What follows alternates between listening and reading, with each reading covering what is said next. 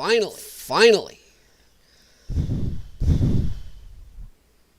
Wow. Finally. Whew. Start off. Anybody that does show up live, I apologize. That is not the way my night was supposed to be right there. What a cluster. And you know what? I'm a dum-dum. I would automatically blame it on me. I really would. Except that I went to a different computer and a whole other browser, and it still would not let me upload a thumbnail. And then it wouldn't let me go live unless I uploaded a thumbnail. Great. So I don't know what was going on. I rebooted both of my computers multiple times. I even tried it through my phone, and it wouldn't let me show a thumbnail. It wouldn't let me go live. And since I did two browsers, two different computers, and my phone, I'm gonna say, holy crap! For once, it wasn't me. For once, it was definitely a YouTube glitch. So we'll see how this goes. I didn't have time to search if there's anybody having glitches. But wow. It would not let me upload any thumbnail. It wouldn't let me go with the Rob Reiner thumbnail. It tried on my phone, but I didn't want to use a Rob Reiner thumbnail for what we're talking about tonight. All right. So I am now an hour and a half behind. Dude, I was researching everything. It's crazy. I'm a dum-dum. And I was trying everywhere. So let me check my sound. Okay, that's both of them. That's why I have an echo. Because if I nip this one. Oh no, that one is going. Do I have an echo? Oh, please don't tell me. Please don't tell me I have an echo now. That this did something stupid. Hang on. Uh-oh. Why do I have an echo? Hey, Jay Watterson, do I have an echo on your end? How you doing, man? Because I am showing an echo on my side. Echo, son of a... You ever have one of those days? Hang on here. Let me see if I can figure out what is going on. No matter what I do, it's going to echo now. There's something screwy going on. Okay. Is that better or worse? Let me see. Okay, now it just deleted me. So now I'm. All right. So let's go with this.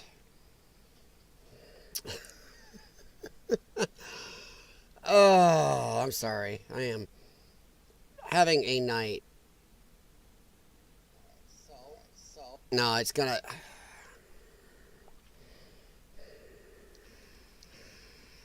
I am trying not to be pissed off, guys. I really am. I'm not one of those polished guys gets online and just is yippee skippy. Sorry, when my life ticks me off, you're gonna know it. At this moment, I am very, very angry. I am trying. There is no reason. All my settings are the same. I do not know what's going on. I turn that off. I lose mic. Hey, I'm about done for the night because there is no reason. All my settings.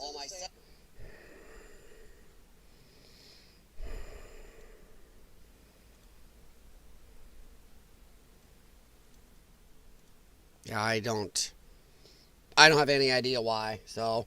Whatever's going on, I'm. If I can't get it working in the next couple minutes, I'm gonna scrap it and delete the video because this is stupid.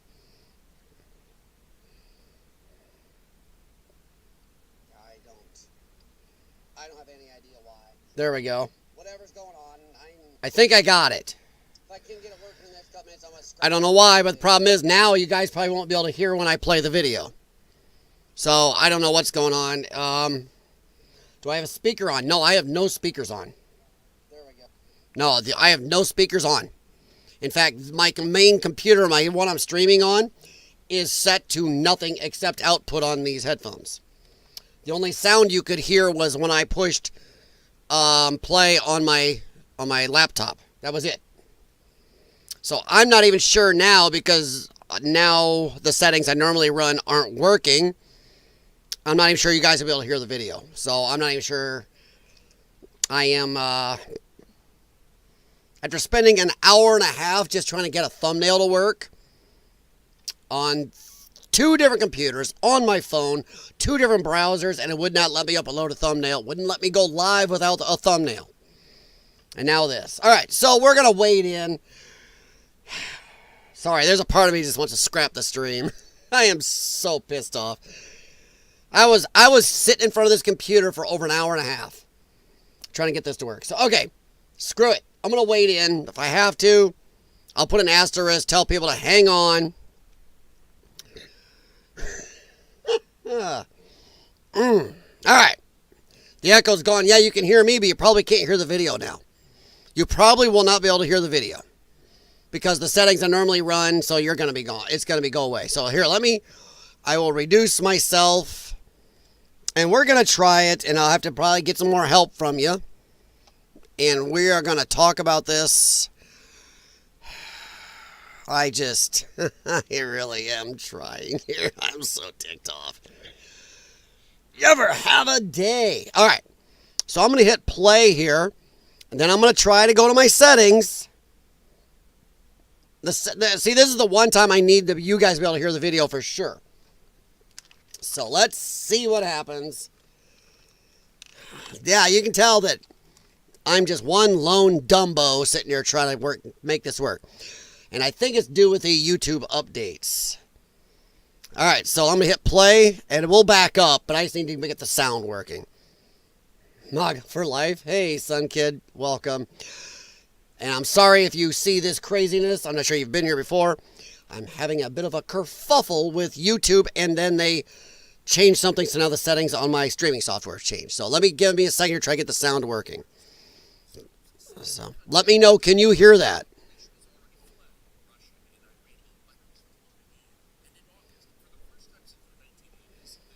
All right, so I'm going to stop. Can you guys hear that? Because I sure as hell can. So, Sun Kid, I apologize. Welcome. I'm waiting to see what the chat says, if they can hear that. I don't want to hit play on my other computer and see if I can hear it or not, because I'm trying not to cause any echoes by running my other computer's speakers. It is very low. That's as loud as it goes. Let me go over here. That's, oof, I don't think I can go any louder. I mean, that is cranked. That would be your volume. Okay, you can't hear it? My microphone volume is separate, so I don't know if raising that is just going to raise me. It should. But here, I'll try one more time. This is as loud as it goes on this, and as loud as it goes on my software. All here's a crunch of potato chips. Well, that's possible.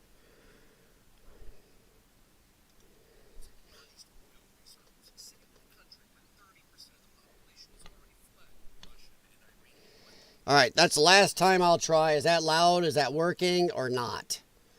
That's possible. Here, I'm going to try it on my other laptop so you guys may hear this.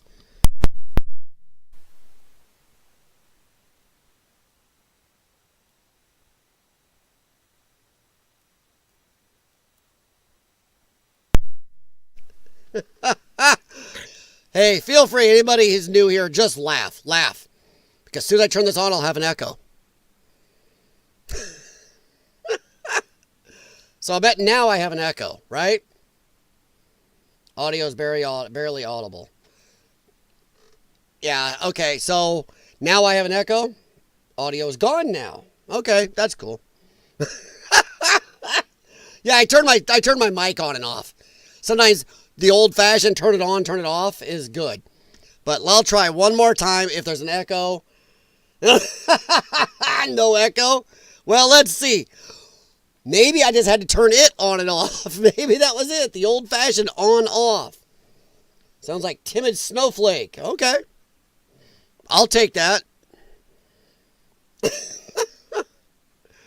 Okay, Jay Watterson. Sitting in a country where 30% of the population has already fled. Russian and Iranian weapons flowing in. And in August, for the first time since the 1980s, the U.S. has assembled a massive naval strike force just miles from Venezuela's coast. 8 warships, a nuclear submarine, over 4,000 Marines. Officially, it's about drugs and refugees.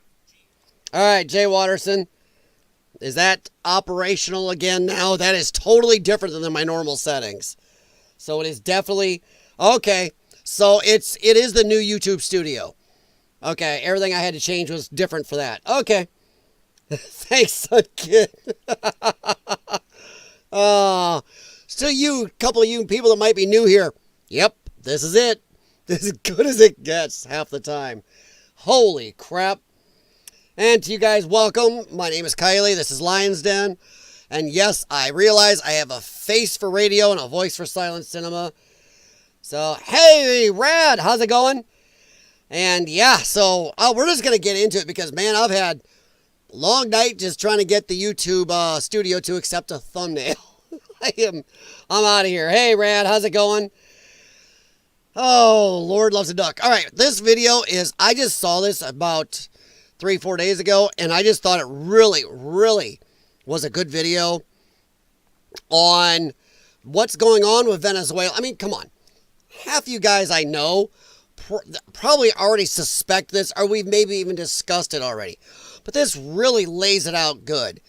So we're going to go through, and I will pause and talk about it because, you know, fair use. And I left the link to their full video from across the globe in the description.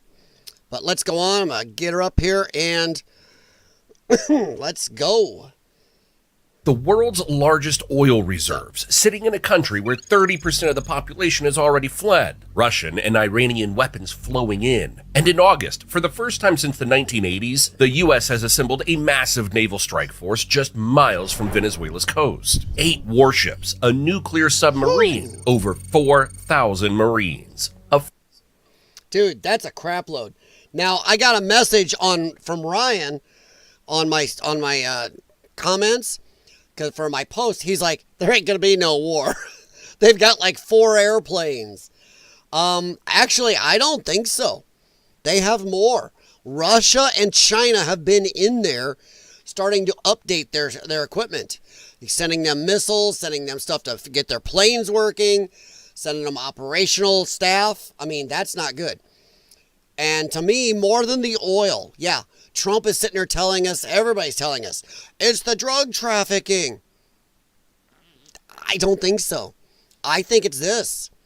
I think it is the oil, and Russia and China, along with Iran, we'll talk about it here in a little bit, is getting involved right below us.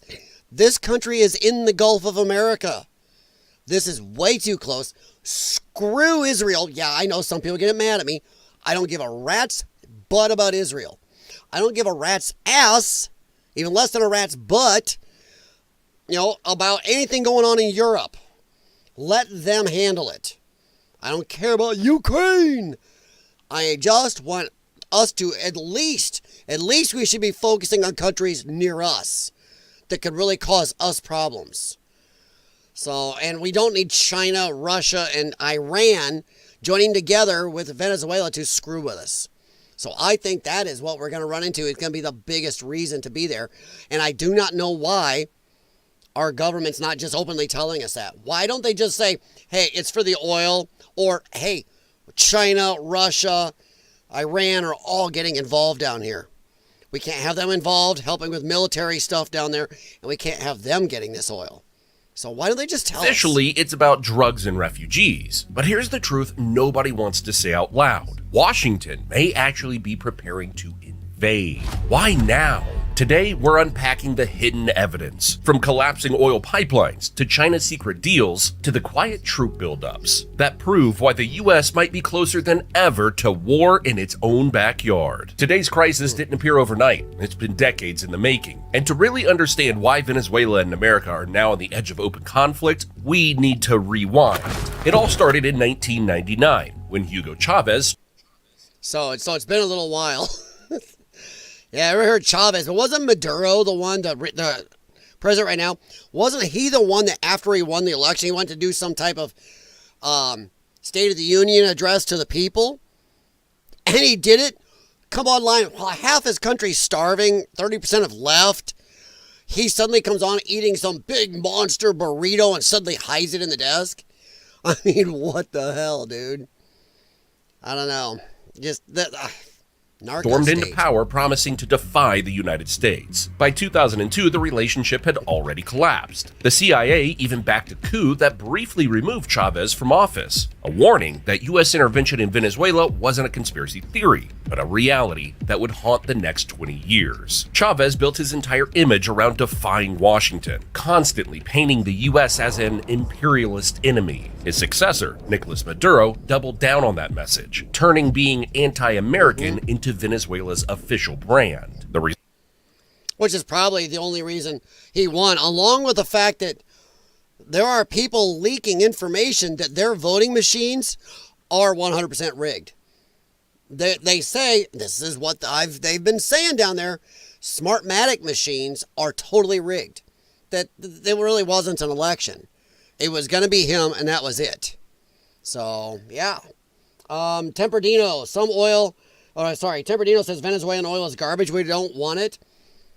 America has the technology to make the oil better. We'll get into that. You're getting ahead of me, but glad you know this stuff. USA should focus on things with a 2-hour flight radius.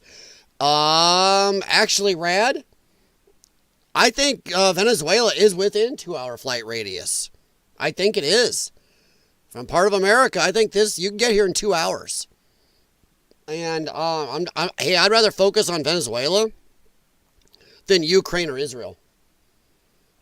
So, and it's not just the oil. And to me, it's not even just the currency. It's the very fact that we can't have countries that hate us, countries that would love to join together and cause more problems in America, whether it's financial or militarily or something else. We can't have them down here screwing around in a country a matter of 2 to 3 hours flight from us, right on the Gulf. We can't have that. Besides the fact, we don't want them to get their hands on any more resources. Result? A spiral of retaliation. Venezuela seized oil fields, the US hit back with rising sanctions, and the 2000s turned into a slow-motion collision course that was bound to explode sooner or later. By the mid-2000s, Washington had Venezuela in its crosshairs.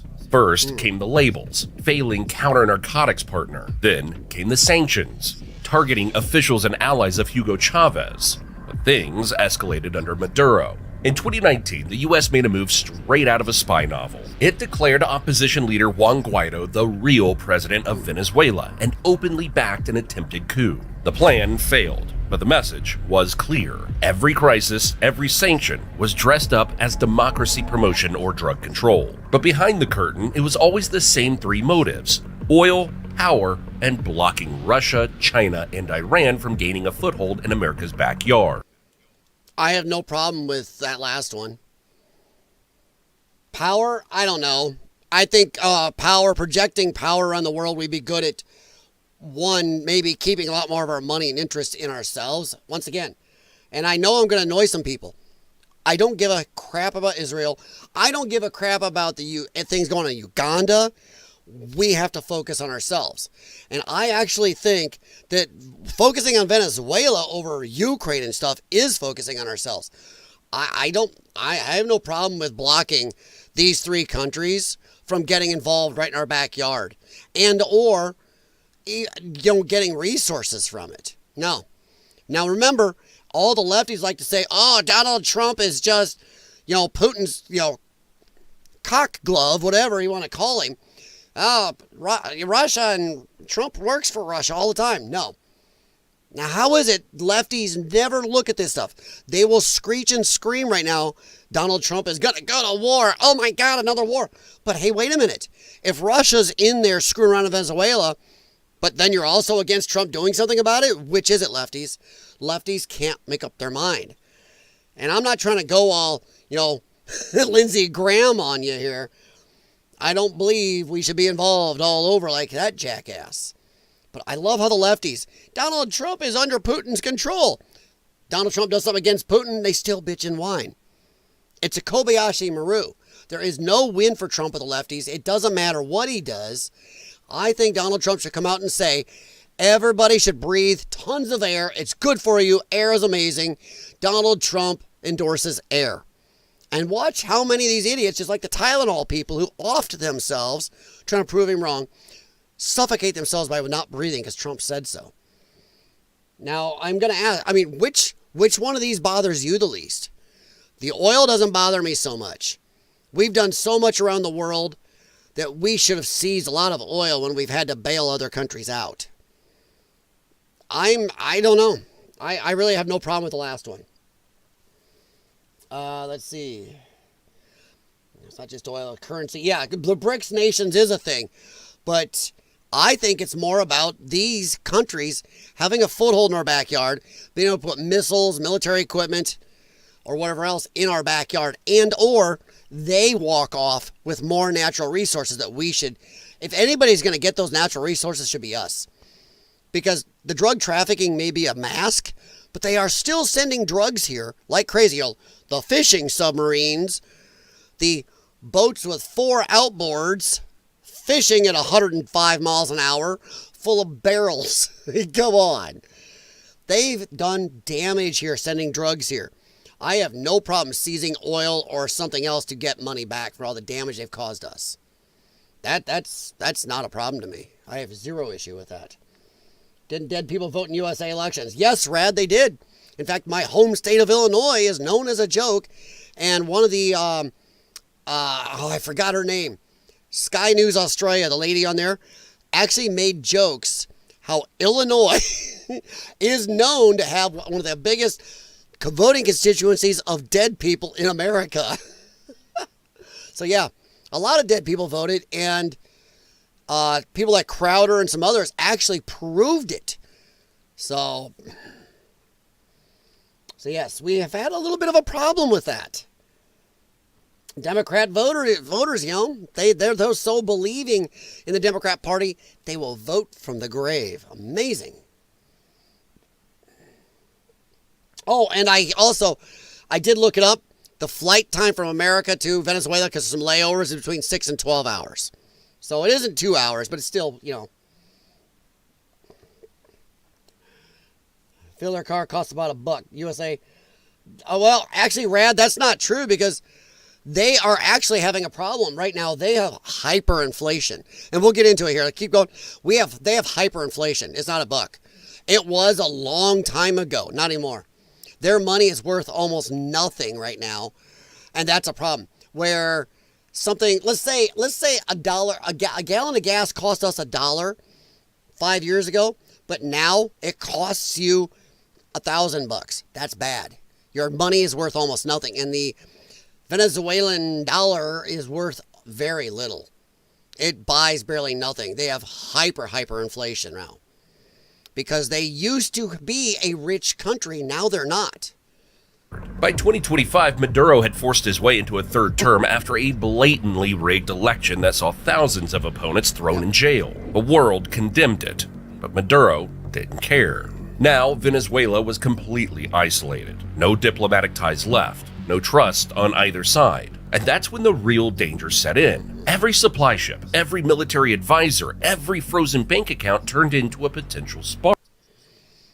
But Rad, let me ask you a question. What do you do? What do you do when a country is totally against you, sending tons of drugs to your country? They are willing to talk to people who hate you and maybe even pull in military assistance and bases there for, you know, governments that hate you that could reach your country then. What do you do? Just saying. And that's not all that did it. When they went from a pure democracy to these pretty much socialist state, that crashed them. That crashed them because they couldn't keep up. They didn't keep their infrastructure up. They went poor before we started heavily sanctioning them. I'm not saying we helped, but we had reasons to do so. The new Pirates of the Caribbean. But yeah, what do you do? What do you do when somebody's sending drugs that's offing your people? I mean, you can see Trump can take out those people, and there's still people in our country that bitch and whine about it. Doesn't matter. That's not the only reason. The fact the country went socialist, it screwed them into the ground. All became huge amounts of fluoride. The minute RFK started saying we want to take... Nah, that's a good point, Temperdino. Yeah, lefties, dude. Lefties were always against fluoride. And honestly, I've come around a lot more to have too much fluoride in the water is a bad thing. But, yeah, they were so... Fluoride bad. As soon as RFK goes, dude, we got to get the fluoride out of the water. Whee! I mean, it's craziness. How do you know it's not CIA again with the drugs? That's saying a lot. I don't know. You sure the CIA is... The CIA would be setting up their own people to be blown up all the time? We're showing... Come on, remember, Hegseth hit... they supposedly said Hegseth hit him again, which I don't see the problem. You're not sending a love letter to the boat or sub. You're sending a missile. Just because they happen to live after the first missile, it's not ollie oxen free, I tag up home base on the drug barrel. You can't do nothing. What do you mean? I don't think the CIA is great. I think the CIA's been monkeying around over there. But the CIA is not the drug cartels. Sometimes they give them a hand. But that's not the drug cartels. All those boats, all those subs, that is not the CIA. That's drug cartels. I mean, come on. The cartels are trillion-dollar industries. If anything, the cartels probably run our CIA. See, earlier message.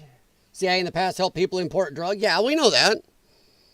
We know that. They did that about, to do with, they had experience with black people. I'm not going to say they're helping all this. Just because they do it one time or a certain limited amount, you think they're doing it now? I mean, and you think they'd let Trump be blowing up their stuff? And screwing up their plan? Come on. They've put a bullet through the man's ear before. They would just let that happen? I don't think so. Especially with all the people Trump does have in there that maybe would come out and go, dude, this ain't right. I think it's mostly about the people being in there that we don't want in our hemisphere. I think that's more what it is. I think Trump's just afraid to say it because, you got some people, Republicans, you got some people voting for Trump. No new wars. Well, now we got intelligence. These countries are going in there. I thought you guys didn't like Russia. And we got Democrats no matter what Trump does. So I don't know. Can't rule it out?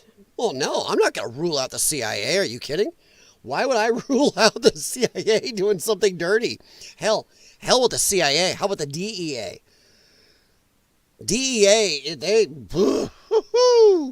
I think they're honestly probably more corrupt than the CIA. The entire U.S.-Venezuela relationship had become a high-stakes chess match, and one wrong move could set off open conflict. And then there's the oil. On paper, Venezuela should be filthy rich. It sits on the largest oil reserves in the world, over 300 billion barrels, more than Saudi Arabia. In the 1990s, it pumped over 3 million barrels a day, with nearly 2 million flowing straight to the U.S. But today, the oil giant has collapsed to less than 20% of its peak. And here's the bizarre part. Venezuela's oil is so thick, it can't even flow through pipelines. There you go, Temperdino. Yeah, but we have technology, and they had the technology to do it right before. We have even more technology and money and support to do it. We could get the oil out of there and make it well worth our time. But, I sure well hell don't want to do it to help out Russia, China, or Iran. Without being mixed with lighter fuels. So the country that has more oil than anyone else has to import fuel from Iran just to move its own crude. The system is falling apart. Over 25 pipelines, some more than 50 years old. Now, let me ask you the question. Do you know who has the most natural gas in the world? What country has the most natural gas in the world? Rad, CIA cause a lot of suffering? Well, yeah, but the CIA does a lot of good, too. They have. Whether we like it or not, just because some of them do bad don't mean they're always bad. And our CIA, honestly, for some of the horrible crap they've done, they still get a bad rep. There's a lot of good they have done. As far as a three-letter agency, they still do some good stuff. So, honestly, there's a lot of countries in the world good countries that wouldn't exist today without the help of our CIA. So, but am I going to put it past all of them? Do I think there's some dirty mother effers in the CIA? Oh, yeah. Totally. Sold are leaking and breaking like arteries in a dying body. Oil spills, blackouts, and plants running at less than 10% capacity are now routine. Fixing it would take $58 billion just to get back to 1990s levels. And a lot of this right here is because they let their infrastructure go. When they became a socialist country, almost like a monarchy, very close, people were stealing the money. They were just stealing it, walking off with it. Corruption was insane. And they let it go. Now they're in a hole. They don't have the money to fix it anymore. Hence, let's bring in some help. And when Caracas tried to pivot to natural gas, that hope collapsed too. The Dragon Field, a $35 billion project that could have supplied Trinidad, was abruptly cut off when Washington pulled Shell and BP's licenses in 2025. Oh yeah, we did that. And like I said, some people may not be like it, but you know what? What do you do when you have a country that's very hostile to you, not far from you, and is making friends with people who do hate you? If you let them get natural gas going and everything else, who's to say Iran, Russia, China aren't just going to take that infrastructure? They're not going to just get off, take everything from it. We've let China do that. When people want to say, oh my God, we're so horrible. Oh, you meant the cartels? Okay. Well, how about this, Rad? How about we meet on the CIA and the cartels? Both are not really great. But yes, the cartels are horrid. In fact, I don't know why we put up with them. I don't know why a lot of countries in the world put up with the drug cartels. You would think, especially since they're so big, it's not like they're sneaky and hide.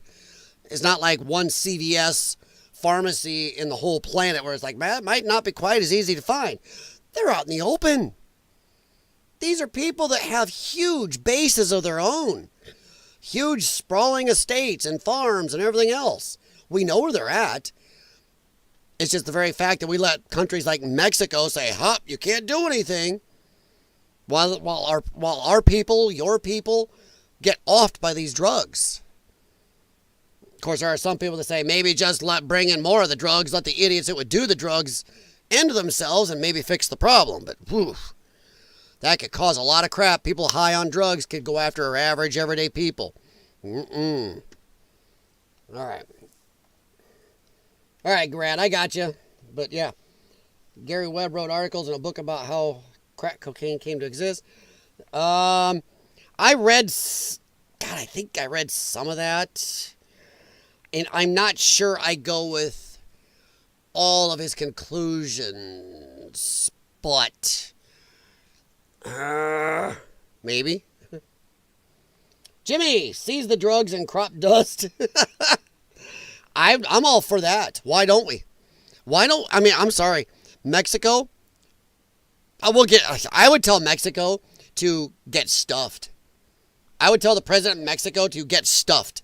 You aren't keeping the borders closed. You did nothing to help us. Your country's like the fourth biggest income to the country of Mexico is remittances from illegal aliens who are sending money back to Mexico. So not only do they come here and take it out of our jobs, Americans don't get jobs. Americans don't have money.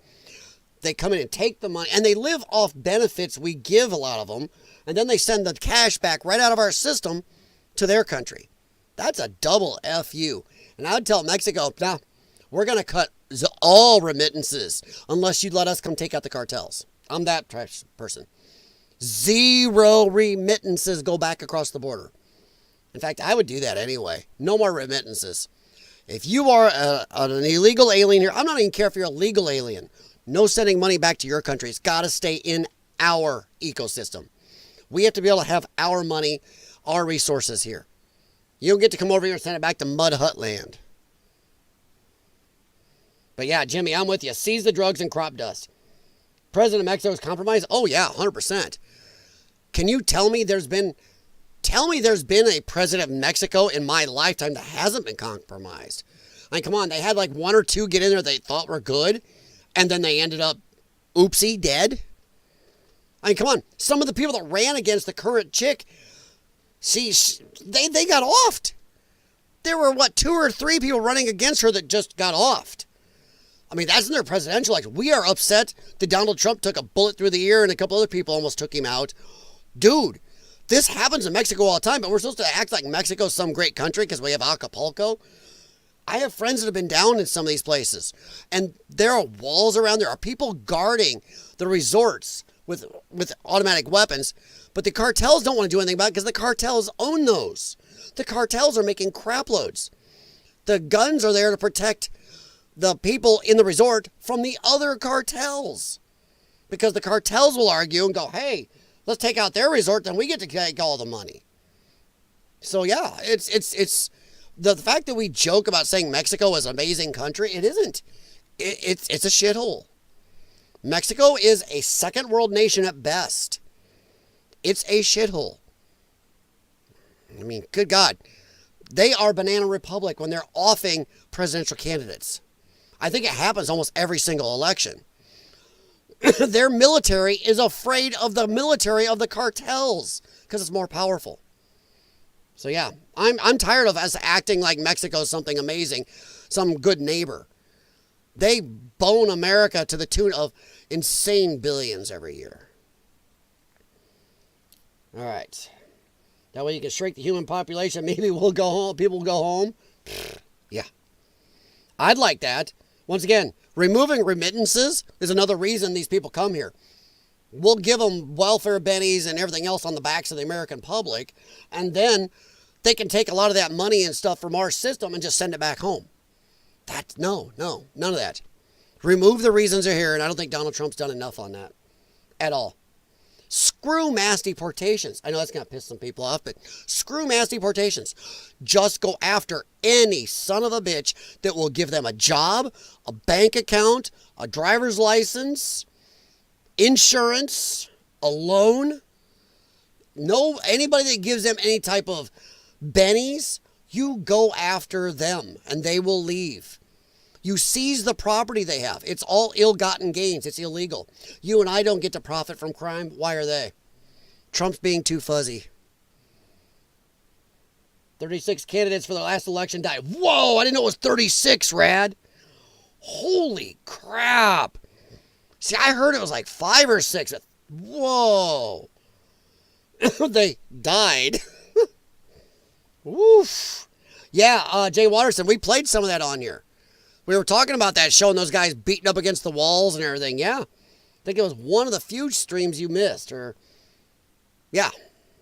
I know I talked about it. Yeah, that was crazy going on. Taxes, remittances, 90% after a limited reach. China had 5K use limited. Yeah, see, it's just, no. No remittances. I don't care if you're here legally. No remittances. And if you come here legally, you must not have dual citizenship. You must get rid of the citizenship from your old country. That's all there is to it. You are now an American citizen or F off. It was a clear message. The U.S. isn't just squeezing Maduro. It's trying to choke Venezuela's energy lifeline completely. But here's the devastating irony. Venezuela's oil collapse isn't just broken pipelines. It's a death spiral. Those aren't pipelines. Those aren't pipelines. Those are old cannon barrels. Every failure means less money. Less money means no repairs. And no repairs means even bigger failures. In the late 1990s, state oil company PDVSA had over 40,000 trained engineers. Today, fewer than 12,000 remain. And wow. Imagine that. From 40,000 plus trained engineers to 12,000. Dude, that is crazy. And like I said, I'll admit, America has helped this along some, but they were doing it to themselves anyway. You don't go from a prosperous country that is very democratic to being a socialist country and start stealing stuff, being corrupt and jacking up prices and not doing anything with your money, causing inflation, and think things are going to go well. It was crashing before America really dipped into it. We may have just sped it up a little by probably 5 or 10 years, but it was already going downhill. And once again, I'm not sure I care. I'm more worried about us. I'm tired of worrying about every other country worrying. I'm not even sure I care if the CIA does bad things in a lot of other countries. Because a lot of what they do, whether we like their tactics or not, a lot of it is to try to safeguard us or keep us insulated from some of the horrible shit going on in the world. And there is horrible stuff. Africa, you want real genocides, stop the Gaza talk about genocide. Go look at Africa. Go look at some of the stuff China's doing. There are true genocides out there. Israel Gaza is not one. Yeah, I said it. There's not. Many of them lack the expertise to run the world's heaviest crude. The real talent has fled to Canada, Colombia, and Texas, taking decades of irreplaceable... Texas, yeah. Canada? Canada's got their own problems. I'm telling you what, as bad as America's got problems right now, the countries on either side of us are doing horrid. I got friends in Canada that say Canada is only 5 or 10 years behind the UK. Knowledge with them. What's left is a nightmare. Soviet-era machines that break down weekly. Workers forced to patch leaks with improvised fixes that would horrify any safety inspector. It depends where you grew up. I'll put it in PC terms. Growing up where I did, the farmlands and the redneck zones, there was a term called Afro-engineering. Feel free to translate that back yourself.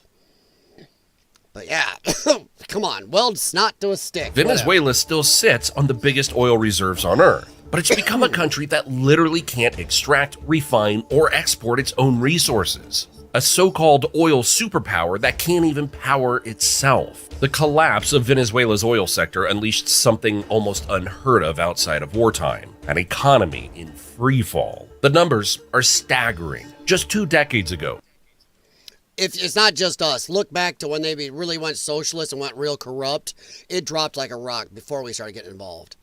Like I said, we just sped it up, and I'm not sure. I don't know. I'm not sure I care. I don't like violent countries that use us as a scapegoat or hate us or will bring in military rivals right near us. I don't like Venezuela's GDP sat around $300 billion. By 2025, barely $110 billion. A collapse on par with the Great Depression. And imagine our economy, our GDP getting cut by 1/3 in this country in, 5 years. Holy gods. You think the Biden era inflation was bad? Oh, you'd be paying for a hungry hobo sandwich or a Blimpie or whoever you have in your area. That thing could go from like $10 to $1,000. That is crazy, sir. $40 for a little bitty sandwich. Your Happy Meal. Your Happy Meal would be $300 without the toy. Wow. Inflation? At one point, it wasn't just high, it was absurd. Prices spiraled so fast that annual inflation hit over 1,000,000%. And keep in mind, the Biden administration didn't do crap about Venezuela. They're more worried about Ukraine that the Biden family was involved with, and that our government was trying to get us to start World War III. That's where they were putting all their time and effort. They didn't give a rat's ass. So we didn't have a lot to do with Venezuela until recently. People carried stacks of cash that couldn't even buy a loaf of bread. By 2024, it cooled to around 48%, but forecasters already expect it to rocket back toward 200% in 2025. If your hands go numb every winter... Now keep in mind, let me mute.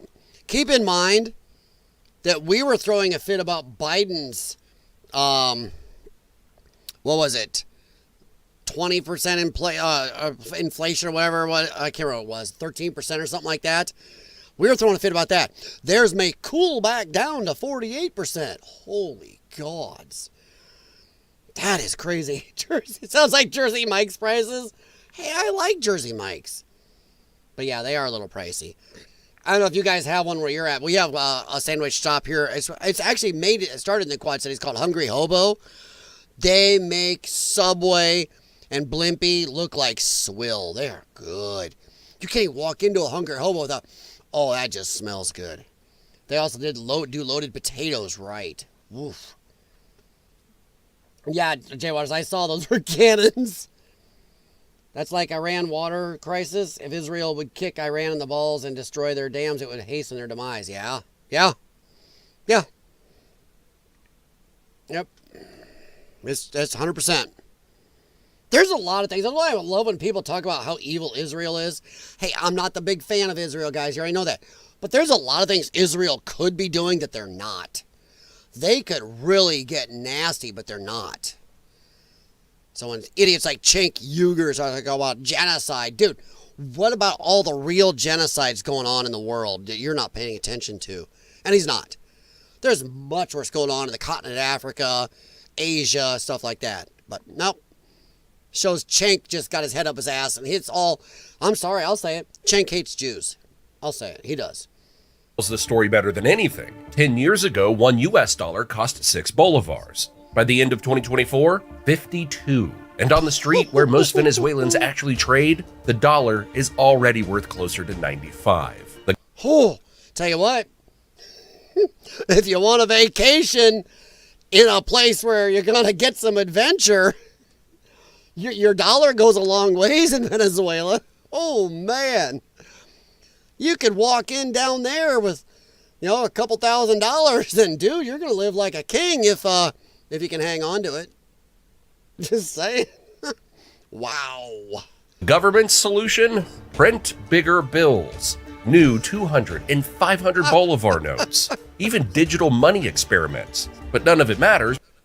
Hey, where have we heard that? The Biden administration was talking about printing bigger bills, remember? $1 billion, $1 trillion bill to bail themselves out of the debt they were causing. Remember that?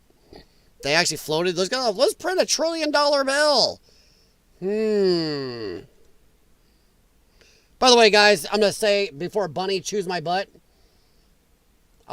please do hit thumbs up for the stream. You don't have to subscribe, especially if you're new here, but please at least hit thumbs up. And feel free to, to argue with each other in the chat, because I'm watching and I love the ideas sometimes you guys come up with.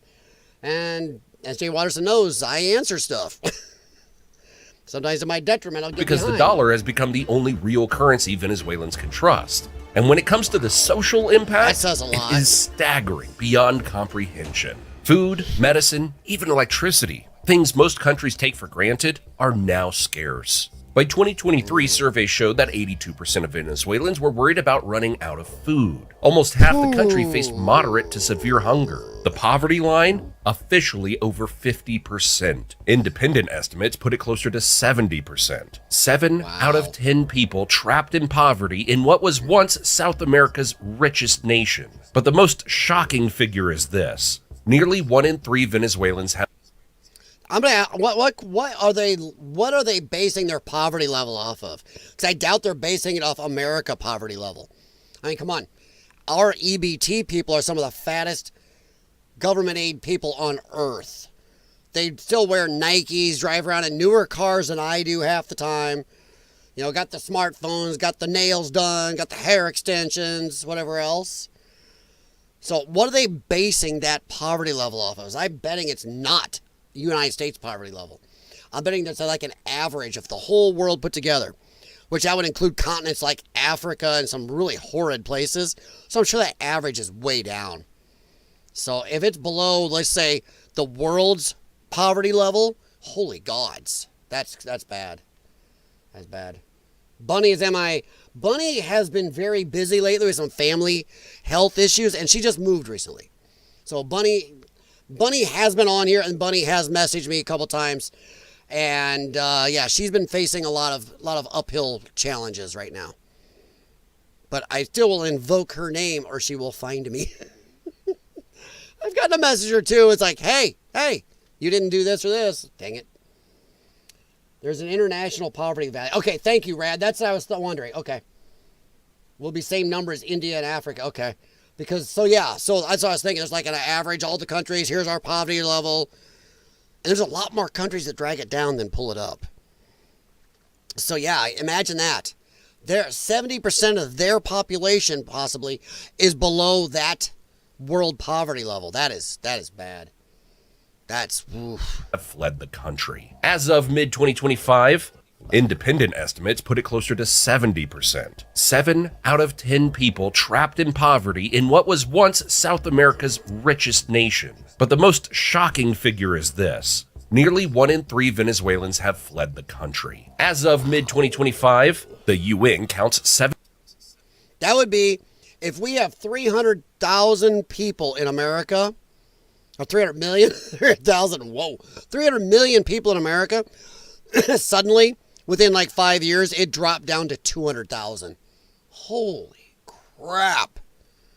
That's horrid. 7.9 million. How do you, that type of population collapse is crazy. How do you have enough kids to fix that? Have enough trained people? Have enough of anything? I guess the housing, it might be easier to find. I mean, you just lost a third of your population. You could find a new shack, I guess. That's about it. Venezuelans living abroad, the second largest refugee crisis in the world after Syria. Wow. That's a human tide bigger than the population of Switzerland. On the move. Colombia alone now hosts 2.5 million refugees. Ooh. Peru, almost 2 million. Millions more are scattered across Brazil, the Caribbean, and even making the dangerous trek north to the U.S. border. And here's the cruel twist. While Venezuela's economy imploded at home, its refugee crisis exploded abroad, destabilizing entire regions and even reshaping American politics. The human tide. Yeah, you dump millions of certain people in certain areas. Hell, come on, look at Minnesota. You dump 80,000 Somalians in, and what? Now you got a mayor up there running and he's speaking Somalian to people. He's not speaking American.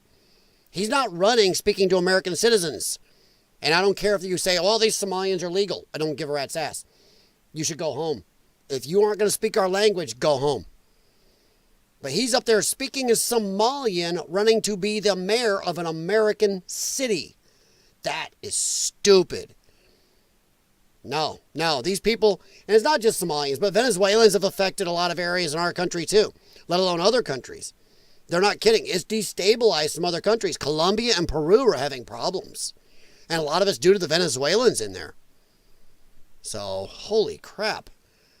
It's causing a big ripple effect. Has become so overwhelming that in 2023, the U.S. announced plans to revoke temporary protected status for over 300,000 Venezuelan migrants. This came into effect in April 2025 and sparked fears of potentially forcing mass deportations back to a country in freefall. So, I don't care. I'll be that cold prick. I don't care. I do not care. Why are we worried about 300,000 Venezuelans in our country? Why are we worried about housing them, giving them food, giving them medical, giving them money, when we haven't taken care of our own? I defy anybody to tell me how, until we have fed every man, woman, and child, every military veteran, even probably every dog and cat, American dog and cat, why we should be worried and act like we're charitable by giving away money and pulling in people that, while we're starving our own. I do not understand that. I never do, and I can never get even lefty family members to tell me how that is so giving and caring. Well, pulling people from another country, giving and caring to them, while looking at our own people go, whatever. We don't care. I do not understand that. It's just, to me, it's a hatred of our own country. It's a hatred of our own people. That somehow, it's just like people who adopt kids from other countries. They won't adopt kids from America. I'll admit, America's got a problem. Our adoption agencies and laws and rules are insanely stupid. But people will spend shitloads more money flying over to China or Vietnam or some other country to adopt a more melanin baby. I think they do it for attention. Spend tons of money flying over there to adopt a kid. And then they have people gather around, oh, that is so great what you did. That's amazing. That's so charitable and nice of you. Really? How's that charitable when we have children? Hell, in my own area, we have children waiting to be adopted. But no, you chose a kid that don't speak English from another country. That is stupid. And that's the way this is to me. I do not get how it is charitable and amazing of us to starve our own, say screw our kids, screw our country, but oh goody, we've helped 300,000 Venezuelans. I don't get it. Poor Jax, he's so hungry. Jax eats well. We had to cut him back. His EBT card got cut in half. He got fat. He used to waddle down our steps for a while there. It's like, dude, stop. Thank you for the info, Rad. It's funny I see people in USA protesting for more refugees, but all refuse to take any into their own home. Want someone else to pay for it. Yeah, oh yeah. Rad, we have a name for it here, NIMBY. Not in my backyard, or kind of not in my house, but yeah. That's a lot of people pin lefties down with that. When they, well, we have tons of money in space. Okay, so you'll take in 3 or 4? Well, no. Or you ask, why does they lock their doors? Why don't they just let people walk into their house and take stuff and move in? That's what walls and borders do. But, oh no. When it comes to their house, their car, hey, leave the keys in your car so you're illegal and go drive it. Why do you lock in your doors? People should be able to come in and raid your fridge and walk out, right? Strange how that works. You're right. When it's somebody else's money, lefties don't care. It's not all lefties, but I'd say just anybody. The bleeding heart syndrome. I'm not that person. In fact, I'd say, Rad, your country does a better job in a way than ours. You guys are much tighter on your border. You are. I am getting your country right, aren't I, bud? I believe so. But yeah, they are. Australia's been tougher. If I'm wrong, buddy, I apologize. I can't keep track of everybody's country all the time. But yeah, it's crazy. They all say no spare bedroom. Well, and I've seen some people pin them down and go, who needs a bedroom? They can sleep on your couch. You got food in your fridge. Don't you have enough money and food to supply them? Then why do you think you don't? Then why do you think other taxpayers do? Yeah. Offshore processing. Yep, that's what you've got, which we had under Trump the first time, and then Biden said, hell with any type of processing. Come on in. Dude, Joe Biden did the Bob Barker, or the guy, Rod Roddy. Come on down. You're the next contestant on. Come on across the border. Thank God for the elites at Martha's Vineyard. Oh! Martha's Vineyard should be the epitome, sorry, that word always drives me nuts, how it looks. That one should be thrown in the face of every left-tard in America. Hell, even to the rest of you in other countries, if you're lefties are espousing this dumb immigration stuff, you should be able to throw that in their face. Really? That was so bad.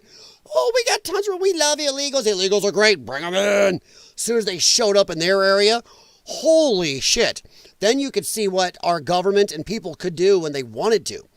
Military was there. They were out of there in 24 hours. Immobilization and gone. Cleaned them up. Didn't even leave a single burrito or, sorry, a burrito or anything on the floor. That was gone. We are far away, which helps. Yeah, 100%. It does help you. Yeah, I don't think Australia would allow it even if they were on your borders, like our problems are. I think that's one thing your country's government has done right. I may disagree with a lot of other things they've done, but you know. These were homegrown challenges and consequences. But what was happening worldwide, particularly with alliances? And when I say I don't care, Rad should care for his country too. Rad should look at the rest of the country, the rest of the world, and go, I don't give a shit. The people of the UK should look at their country and look at the rest of the world and go, I don't give a shit. Every citizen of their country, unless you are just going to leave, you should look at your country and go, I don't give a rat's ass about these people. My people. My people first. The people who believe what I believe, who like the things I like, who want to be part of the things that made my country great what it is. Not let's pull in a bunch of people that actually think the total opposite and hate what my country is and just want to come to steal from it. Yeah. So it's not just America. I'm saying Americans shouldn't give a rat's ass about Venezuelans or anybody else. And neither should Australians or UK citizens or French or anybody. You should be about your country first, your people, you know, how your customs and society are. We are diverse. That bullshit about, oh, diversity is our strength. No, it isn't. Look at any sports team. Sports should tell you that. Everybody conforms to the same rules, same regulations, the same training, and look at it, makes you stronger. It's not everybody gets to train however they want. Everybody can follow a different rule. That makes the league better. Look at any military in the world. Hey, I can do what I want. I can learn how to shoot my weapon this way. I can carry my canteen this way. I can not wear my helmet. I can do whatever I want. That diversity does not make strength. Military's training. You will do this. You will listen to this. This is what you do. Makes them strong. That's with everything in life. Over diversification does not make stronger all the time. You can diversify the hell out of a stock portfolio. Don't mean you're going to get anywhere. Sometimes just concentrating on a couple things is what gets you somewhere. And I'm tired of this diversification crap. All right. Laura Loomer tried to start a tent village on one of Pelosi's properties. I know. Laura Loomer, I don't always agree with her, but man, sometimes she is epic as a troll. Oof. No liberal Democrats want walls except around their yeah, that's Jimmy, that's true. Yeah. And I'm not saying that's not just in America. Lefties in a lot of countries are that way. The ones where they're all for bringing all these people in, the UK government for one, none of those people live right out in the open without protection or walls or security or anything like the average citizen. You don't see the members of parliament having their kids getting messed around with these immigrant gangs around touching little kids. You don't see that happening there to their people. The same here in America, yeah, 100%. Our PM did a visa deal with India when job market tough here already. Oh, I didn't know that, Rad. See, that's crap. What is it with first world nations just not giving a rat's ass about their citizens first? It's almost like a lot of us first world nations need to just look at our government, scrap it all. I mean, not scrap the government. America's government is actually set up pretty good, but we need to scrap the people in it. We need to find new people that actually know the words public service, not public serve us. That's what we got now. We have public serve us. Come on, look at how somehow the law, especially here in America, the laws our government makes sometimes never applies to them. Weird how that works, isn't it? That's illegal, by the way, too. All right, so I'll open that Jay Watterson, but yeah, I'm going to stick with this. But I am going to open that. Thank you. In fact, I got a couple years up here that I may try to do a video on if I can get some time. A lot of lefties who want doors open are rich old white women who never... Yeah. Well, we have that in America. We have very legacy-rich lefty families. They'll never be touched by this, so they don't care. Yeah. But they have no problem with the average Joe, the roofer, the plumber, the auto mechanic, the guy working at McDonald's, the guy working at the lube shop, just trying to get going in his life. They don't care. They don't care. They don't care if it takes our jobs. Need term limits. Yeah, 100%. We need term limits. The problem is, what do you think? What do you think? We need no term limits. That would have sucked. What do you think our chances are of getting these assholes to vote for it? This is their grift. These guys grift harder than any streamer on Twitch or YouTube or whatever. These are grifters. They're not going to give up their grift. We couldn't get them to vote for term limits. And I don't want to hear the argument, but we'd lose the good people. I don't care. For every one good person, there's 50 bad. That's a ratio I'm willing to accept. I'm willing to accept that. But yeah, Temperdino, you're 100% right. We need term limits. And if I think of our forefathers, they did good. They did amazing. But I don't think even they saw this level of greed and corruption. I don't think they saw it coming, or they would have done term limits. I really think so.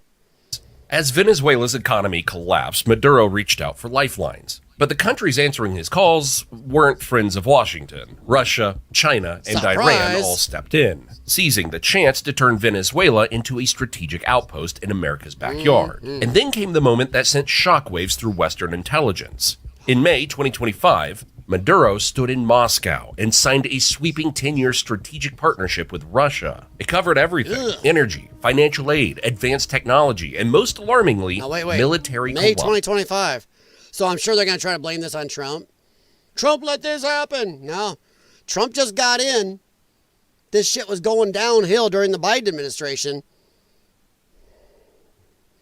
Yeah. But now Trump's maybe going to invade or is attacking Moscow's buddy here. Venezuela's own foreign minister, Dude, is Maduro that big or is Putin that small?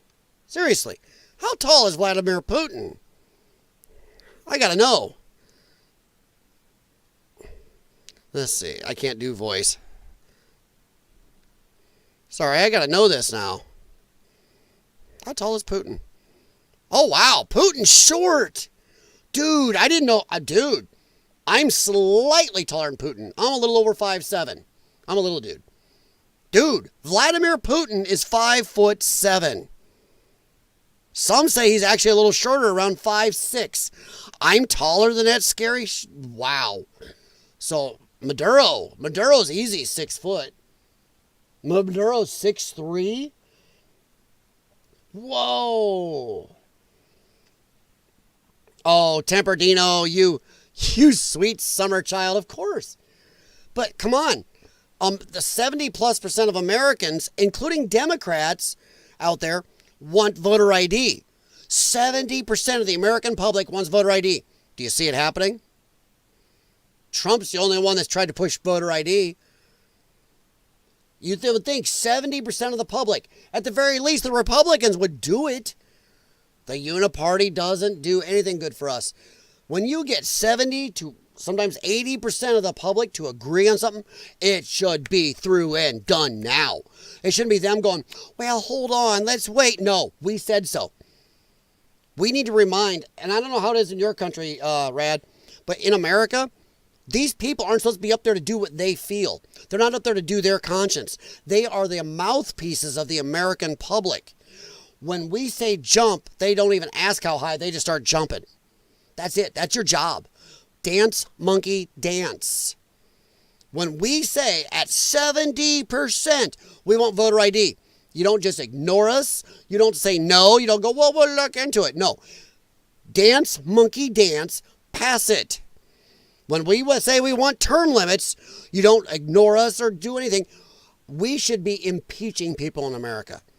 A lot of states have impeachment. You can impeach your congressman. We should do it. It's time for the public. The public needs to start impeaching people, removing them, and or trying them for fraud. If you say you're going to do something in your campaign and you don't do it or you work against it, I think you should be charged with fraud, just like anything else. Just like if Pepsi says, hey, we have this sweepstakes, here's a $10 million prize. Somebody wins it, they go, nope, that's fraud. These guys are defrauding the American public. And it's costing us billions and trillions of dollars. But Putin rides bears. This guy's senators and congressmen don't have to abide by insider trading laws like, oh, Jimmy. That's one right there. How does Martha Stewart go to jail for even doing a millionth of what Pelosi's done? But they get to just do it. And the worst part is, when they do these stock trades, they don't have to report it for, 45 or 50 days or something? So they're locking us out. Or else people would just watch them and go invest the same way. They are keeping the monopoly for themselves. They are looking at you and me and going, eh. They are outright just giving you the bird. Or whatever it is in every other country. Some countries, this is the bad thing. Or what was it, Red Dwarf? I love that show. But yeah, they lock us out. They make sure we can't do what they can do. They get to make $100 million. You and I get to do jack shit. And by the time we see what their trade was, they've already passed a law or done something to get their money and it's done. It's over. Dirty, dirty, dirty, dirty. Voter ID is racist, apparently. Amazing how it's only racist in America. Canada has voter ID. Mexico has voter ID. I believe all first world nations except America has voter ID. And it doesn't matter. It doesn't matter if it's racist. If 70% of the American public wants it, that includes all skin tones, then how can it be racist? And it doesn't matter if it's racist. If 70% of the voting public, your bosses, say do it, it should be done. I don't care if it's racist. I don't care if it's 70% of the public wants to join the not says that's it. We are going a totally socialist or communist country. Go, okay, that's it. That's what it is. You work for us or you don't. And I don't think they do. Yeah, it's only racist in America. Whatever. Just have to make it a TikTok trend. I wish, Temperdino. They could give free photo ID to those who apparently can't afford $10. They do. Rad. In America, that's what they do. They've already, in places where we've now enacted voter ID, it's free. All you got to do is come in and they'll give you a free one. We don't charge. You got to come in, prove you're an American citizen, and here's your voter ID in the places they do it. Not Illinois. Illinois is one of the tops of dead voters. Yeah. That's what they do, Brad. We don't charge. Voter ID is free, I believe, in every state where they have it. So that's not even a argument against it. Photo ID here. Yeah, Rad, you're a first world nation. You guys have voter ID. Mexico has voter ID. Of course, when you're offing voters and or people running for office, I don't know. Not sure that voter ID means the same thing. Mandatory voting in elections. Actually, I want the opposite. I don't want dumb people voting. I don't want people on welfare that are a huge portion of America voting for the rest of us that work to be on the hook to give them more. I don't think I think we should limit the vote. In fact, I'm not sure our forefathers ever meant for everybody to vote. It was meant to be originally landowners or certain contributing people. I think you should be a net taxpayer, not a net drain on taxes to vote. Because if you're getting freebies, what are you going to vote for? More freebies. If you're dumber than a box of rocks, you don't even know the mayor of your city. If you still think Donald Trump said there's good people in the KKK in Charlottesville, you should not vote. You should have to know something. You should have to have some skin in the game. And we don't do that. We got the dumbest, lowest common denominator voting. And they're always going to vote to take care of themselves and screw everybody else. It's like you get New York. You got a majority now immigrant city, New York, that is voting for a guy that's a socialist. Actually, he's a communist. And he has no beliefs that go really with what American beliefs are. So voters are always going to vote in their interests where they're at. And you want people with skin in the game. You want people with some intelligence. Not the lowest common denominator who's third generation welfare and done nothing with their lives voting. Because they're going to vote themselves more welfare. They're going to vote for the guy that's going to say, the party that's going to say, hey, we'll give you more freebies. But how do you expect Crenshaw to afford his alcohol? Do I expect him to drink crappy whiskey? Yeah. Yeah, I expect him to drink stuff that even I still can't afford at $50 a bottle. Birth certificates are racist in those states. Oh, yeah, exactly, Rad, yeah. Yeah, they try to say that, too. Showing your birth certificate is racist. It's like, what? Huh? Yeah. You have to prove to be a citizen of all the illegals of... Yeah. Mandatory here. I want to see Sean kick Crenshaw's ass. Yeah, me too. Me too, Jimmy. Me too. Crenshaw, he's a piece of shit. In China, you vote for a local person who knows more than you. He votes for the next level higher. Someone knows more. Yeah, well, Rad. And then the Chinese Communist Party looks at those and goes, they voted against the guy we want. Nope. Hey, look, the party official won.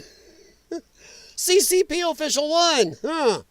So I'm not sure I'm going to take their voting record to be the best way to do it. In fact, it was the first time in history a Latin American nation had signed a deal of this scale with Russia. State TV hammered the point home. Military ties were now a top priority. To U.S. analysts, this wasn't just a desperate move by a crumbling regime. It was the opening chapter of a proxy war in the Western Hemisphere. First, Russia. Moscow quietly shipped spare parts to keep Venezuela's aging fleet of Soviet-era fighter jets flying, and began upgrading its air defenses. Intelligence sources now say Russian military advisors are embedded on the ground, with even joint weapons factories under discussion. Next, China. Beijing reopened crucial oil credit lines, giving Maduro access to hard currency he desperately needed. In spring 2025, Venezuela's vice president flew to Beijing to negotiate sweeping new oil deals with China's state giant CNPC. At the UN, China has shielded Maduro again and again, vetoing resolutions, while at the same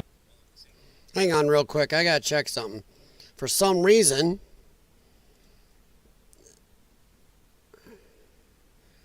I am not streaming to Rumble. Now I am.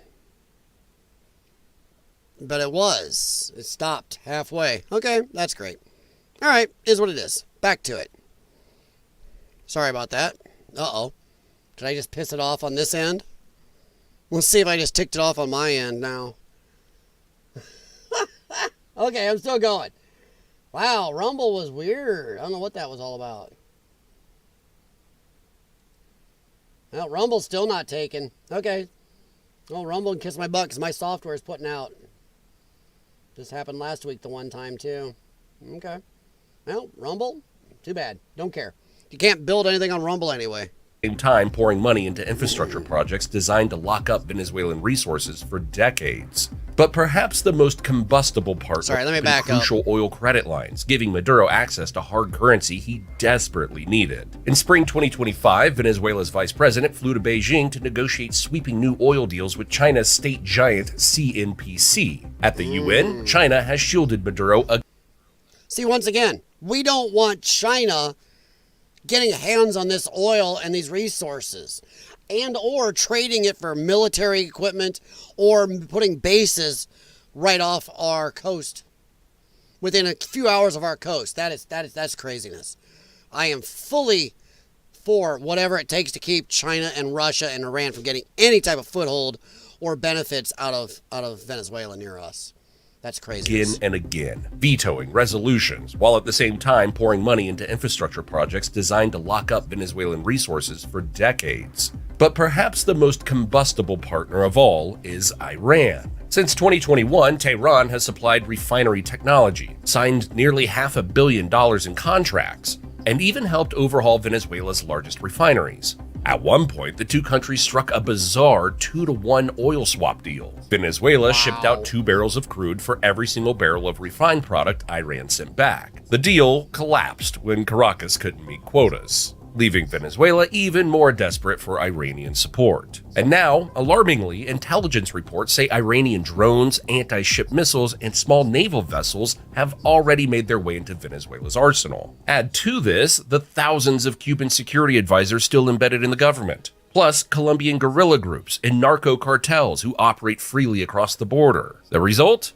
Venezuela is no longer just a failing state. It's becoming a forward operating base for America's enemies, right in the US's own hemisphere. But what does President Donald Trump have to say about all this? When he returned to the White House in January 2025, Washington wasted no time tightening the screws. Oil waivers were scrapped, Chevron's license gone, Venezuela's last reliable revenue streams cut off overnight. But the real shock came on July 25th, 2025. For the first time in American history, the U.S. Treasury labeled an entire foreign military leadership, Venezuela's so-called Cartel de los Sols, as a global terrorist organization.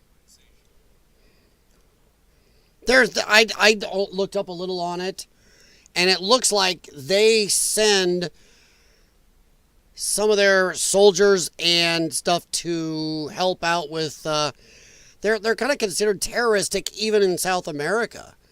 So I don't know 100% enough. Maybe that's just Trump shoving and pushing, but whoa. Hang on a sec, guys. I got to shut this little heater off.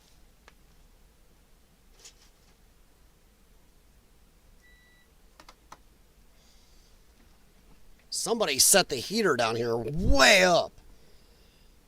We have a little supplemental. We have venting and everything, but wow. Every asset frozen, every bank transfer criminalized. No military in the world had ever been hit with that label before. At the same time, Trump doubled the bounty on Nicolas Maduro's head to an outrageous $50 million. The funny thing is, if they're not doing things out of their own country, if they're not sending money to and from their own country and stuff for everywhere else, then it really wouldn't hurt them too much. As long as they're just working in their own country. kind of says they're not. To me, that says they're part of the cartels bringing all the drugs up here. That's what that says. That says they're the drug people. I have no jacks, but I think I have a 100-pound dog on the other side of the couch here. While quietly ordering the Pentagon to prepare military options. By late August, those options suddenly looked real. A U.S. naval strike group, 7 warships, and a nuclear submarine moved into the southern Caribbean. It was the largest American show of force in the region since the 1980s. Scary thing is, that's not even a tiny percentage of our military. That's crazy. You can find videos online where people actually find out from like UK and New Zealand and stuff, go, whoa, that's how big the United States military. This is nothing. This is pittance. I mean, that's just scary that they call this such a big buildup when it really is nothing. That's bad that that's all it takes to take over a country that good size. But ooh. The lineup was no token patrol, 3 Aegis destroyers, a guided missile cruiser, and the amphibious assault ship USS Iwo Jima, carrying 4,500 troops, including 2,200 Marines with helicopters. How old is that thing? Sorry. That's what happens. I get curious.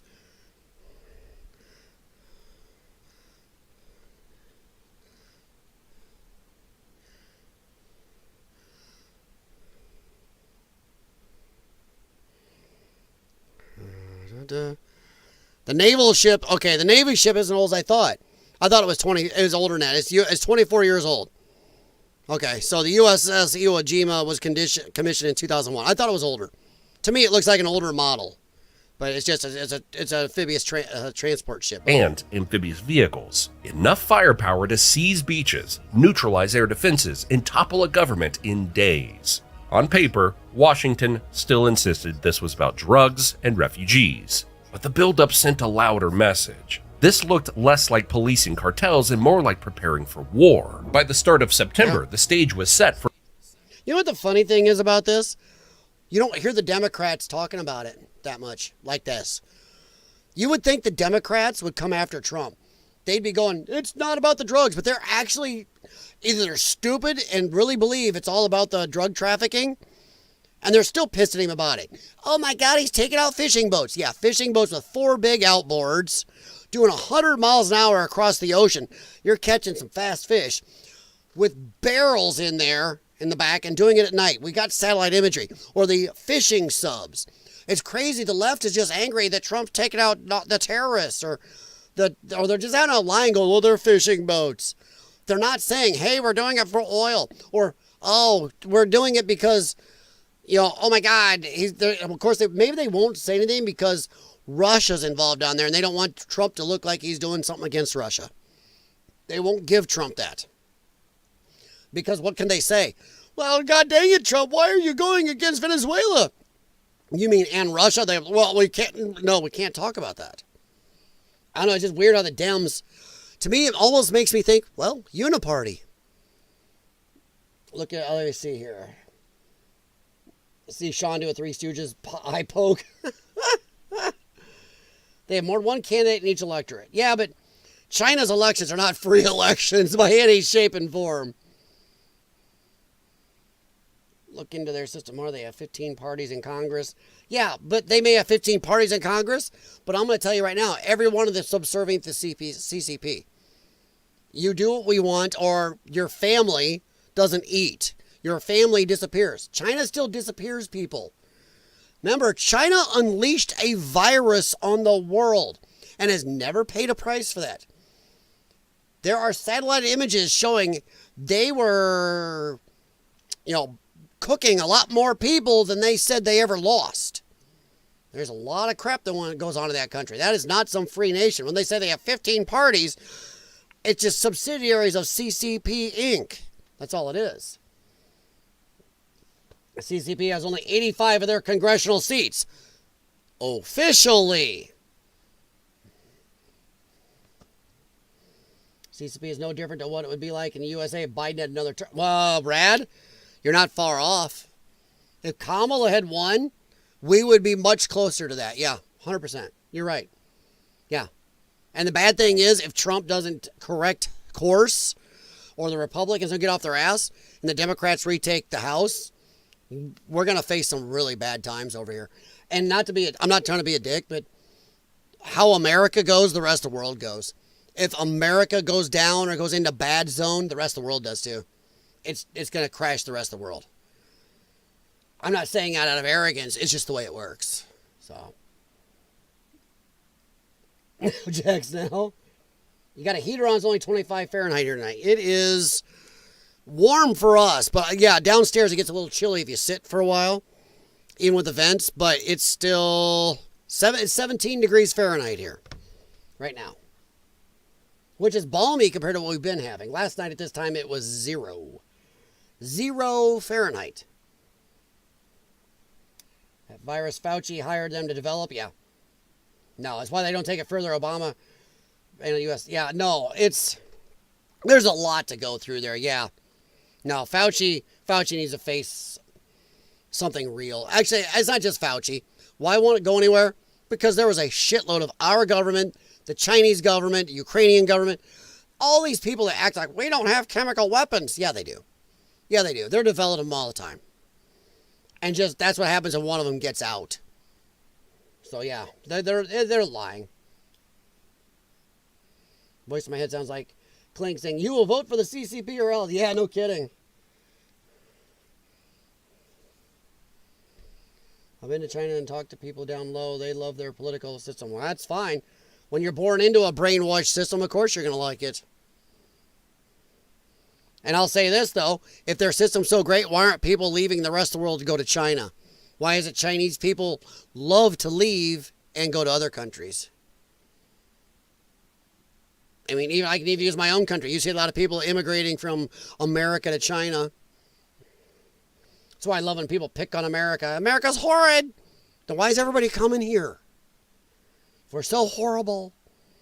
Fauci got his pardon. Yeah, but it may not be worth the paper the auto pen printed it on. A showdown the Western Hemisphere hasn't seen in decades. U.S. officials kept repeating there would be no boots on the ground, but behind the scenes, they were quietly stockpiling multiple invasion blueprints. The naval strike group offshore was overwhelming. The USS Iwo Jima carried an entire military expeditionary unit, complete with attack helicopters and, again, amphibious vehicles. Essentially, a floating invasion force. The Aegis destroyers alongside it? They could wipe out Venezuela's air defense in hours. Caracas. And that's not even like a real aircraft carrier. Imagine if we sent a bunch of the big boys over there. Holy gods. Knew what this meant. Satellite images released by Venezuela itself showed frantic preparations. New defense corridors carved around oil facilities. Coastal radar systems reinforced. And dozens of small gunboats patrolling the shoreline. And then came the most serious move yet. President Maduro personally toured border states, deploying 15,000 troops to Colombia's frontier. At a September press conference. Now, when I looked up some of that, and Colombia was none too happy. Colombia was none too happy about that at all.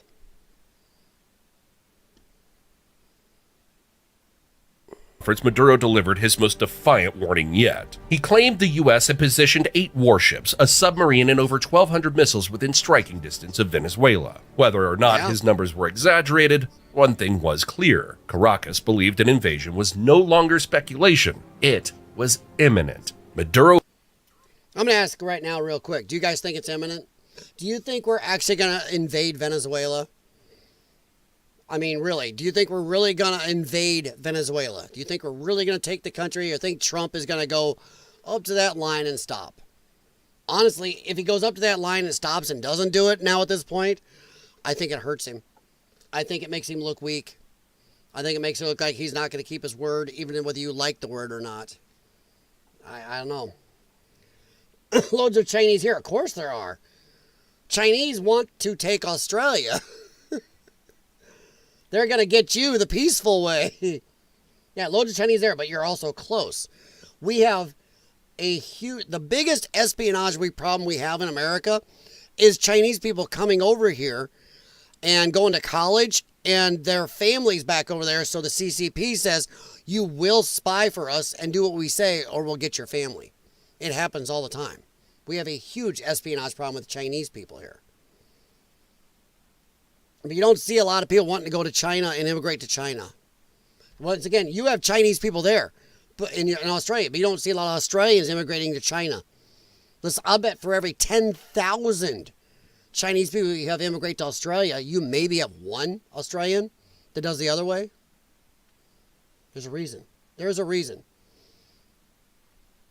I don't care if they work hard. Doesn't mean that their system's good or their country's any good.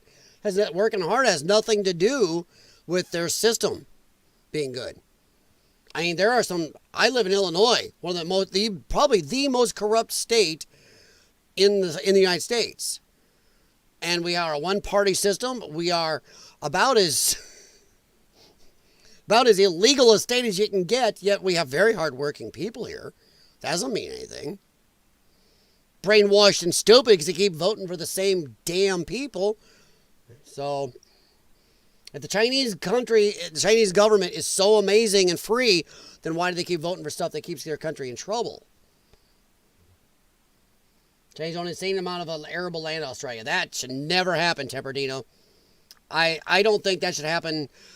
If you can't own land in China, no Chinese government, company, or individual should ever own land in your country.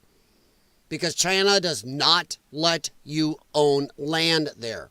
Then they should own zero in other countries. Zero. They drive up our average test scores.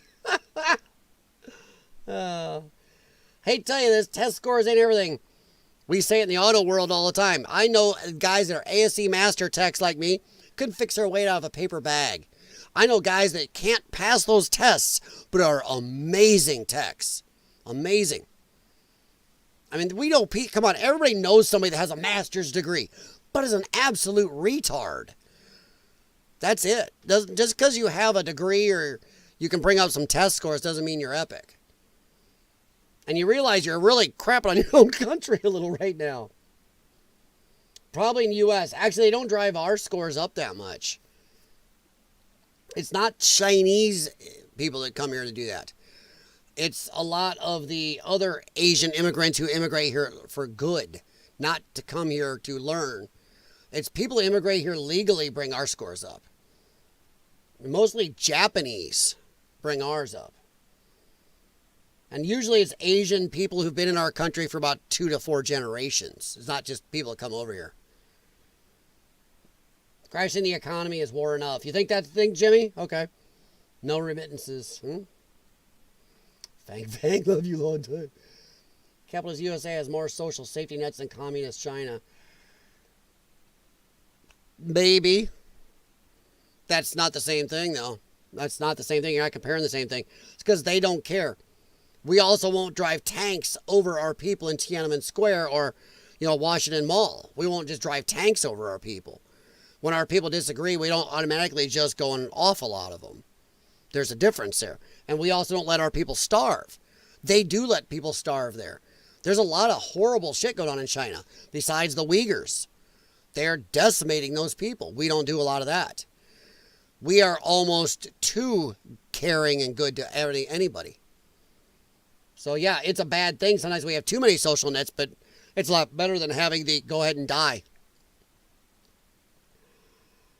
Probably in the U.S. comment was about owning arable land. Okay. Yeah, arable land, we should not own it. No, I don't believe any foreign nation or foreign company should own any land in our country. If we can't own land there, you can't own a lot of land in Mexico. You can't fly an airplane. You can't run for office, even if you immigrate there legally. Why do we let them do it here? Why are we watering down and damaging our country? It's just stupidity. Medical is almost free. There's nothing in life is free. You get what you pay for. You get what you pay for. And a lot of the average people in China don't get those levels. Communist countries do not work that way. They never have, never will. Point to me a communist country with all those freebies that ever did good. China does not do good. They have a lot of problems. You are from a higher level of living, and you have money and time and everything to get the stuff. The average, look how many of their people starve and live in squalor. There's a lot. vowed that if American forces crossed the line, Venezuela would unleash a republic in arms. That meant mobilizing not just the army, but millions of civilians for guerrilla warfare. In his words, the entire population would become a battlefield. And what was offshore was no bluff. The amphibious assault ship USS Iwo Jima, as we said, carried a full Marine expeditionary unit. But it was officially on hurricane watch duty. Just behind it, the nuclear submarine USS Newport News lurked as a silent deterrent to Yes, we use a lot of our nuclear submarines for hurricane Russian or Chinese response. The message from both sides could not have been more obvious. Venezuela was preparing to fight for survival, while Washington had assembled the tools to take it down in days. Most telling, the guided missile cruiser USS Lake Erie transited the Panama Canal on August 29th, specifically to join the Caribbean Task Force, an asset typically reserved for high-intensity conflicts, requiring advanced air defense capabilities. Pentagon sources privately acknowledge this represents the largest U.S. naval concentration in Caribbean waters since the 1980s interventions in Grenada and Panama. Roughly 4,500 American personnel, including elite Marines and naval aviators, now operate within hours of Venezuelan territory while conducting increasingly aggressive training exercises with Caribbean partners. So hopefully, it makes you wonder how many of these guys are sitting on that ship and how many are actually getting off to do these training exercises, because 4,000 guys on a boat, that's gonna get musky, shall we say, let alone these guys are getting a little testy on there. Yike. How long they can make them sit there? This is from a couple months ago, or he's talking about from months ago.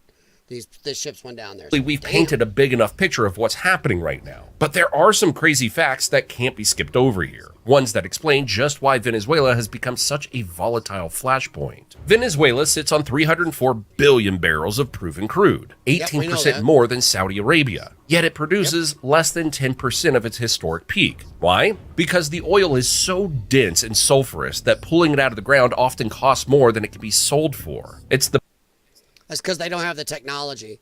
There is technologies to do this.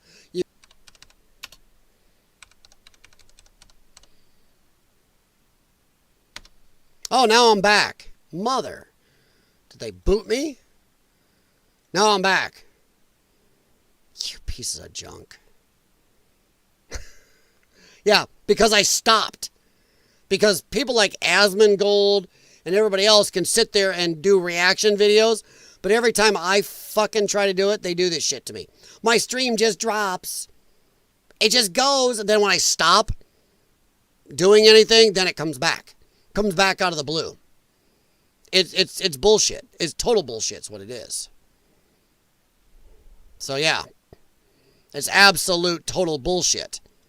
So let me catch up here. Good grief. So now if I go back, you watch. It's gonna go again. It's going to go again, because that's what they're doing. You know, if you're a big streamer, you can do it. I'm following the rules. I'm more than talking, more than the amount of time I'm playing the video. And I'm talking about it. I'm describing. I'm doing everything clear under fair use. But they've done this every time I've tried to do live reaction stuff. They take me down. And then I get a thing in the saying, oh, you did this. And then it's like, okay, then about a week or two later, sometimes a month later, they go, oh, okay, you're clear. You weren't doing anything wrong. We reviewed. You were right. YouTube, fuck off. Stop it.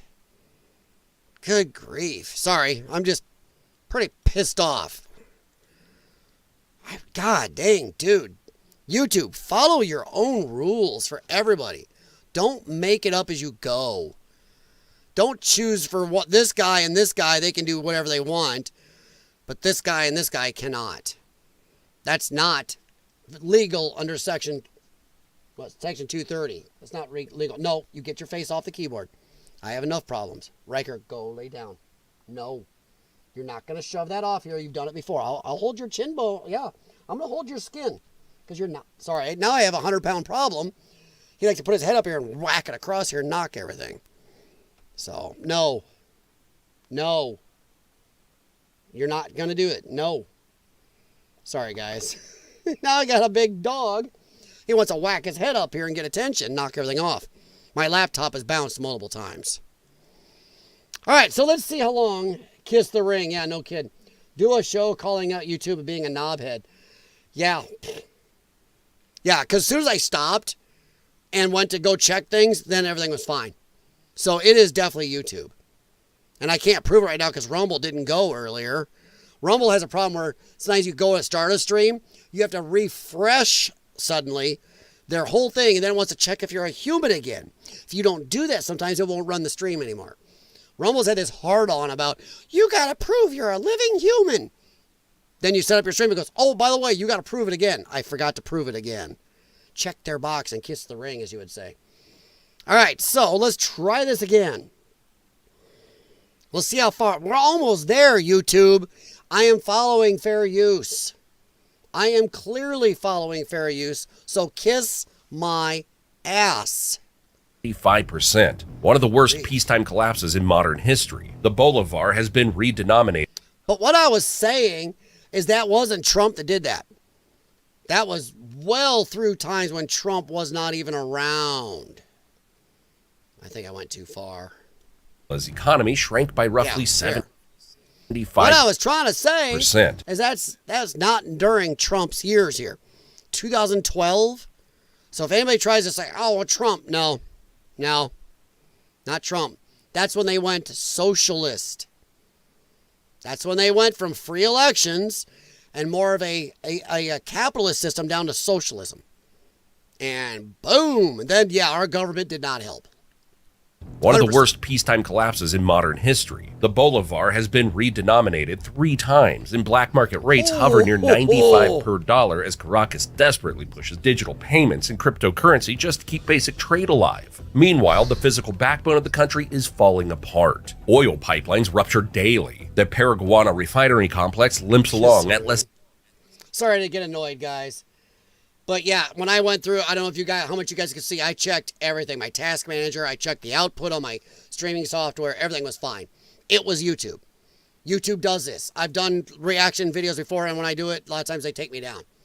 But then I get an email later, oh, we reviewed, you weren't doing anything. It's like, thanks, you. Then why don't we just err on that side, YouTube? Err on that side. I mean, I'm betting the big channels don't have to put up with that crap.